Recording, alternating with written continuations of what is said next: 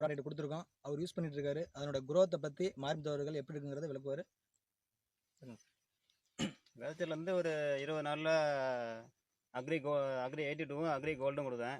அது கொஞ்சம் நல்லா பெனிஃபிட்டாக இருந்ததுனால அடுத்த ஒரு 5 நாளில் அக்ரி 82 அக்ரி மாதம் கொடுத்தேன். நல்லா விளைச்சல் செடி நல்லா வந்துச்சு. அது திருப்பி இன்னும் கொஞ்சம் நல்லா இருக்குன்றதுக்காக ஒரு 5 நாளில் இன்னொரு 5 நாள் கழிச்சு அதே மருந்து திருப்பி அடித்தேன். நல்லா பூ கொட்டாமல் பூவும் பிஞ்சுமா நல்லா நீட்டாக இருந்துச்சு. அதுக்கப்புறம் விளைச்சல் காய் கொஞ்சம் இப்போ முத்தின கண்டிஷனாக இருக்குது. இன்னொரு 20 நாள் கழிச்சு அக்ரி நானோட்டோ கொடுக்கலான்னு இருக்கேன். அது நானோட்டோ கொடுத்தா மகசூல் நல்லாயிருக்கும். இது எந்த ஒரு உரமும் போடாமல் இன்ன வரைக்கும் இங்கிலீஷ் மருந்து அடித்தது கிடையாது, இங்கிலீஷ் உரமும் போடுறது கிடையாது. இந்த வெஸ்டேஜ் ப்ராடக்ட் மட்டும் தான் யூஸ் பண்ணியிருக்கேன் இது வரைக்கும். அதனால மகசூல் கொடுக்குற அளவுக்கு நல்ல பெனிஃபிட்டாக நல்லா இருக்குது.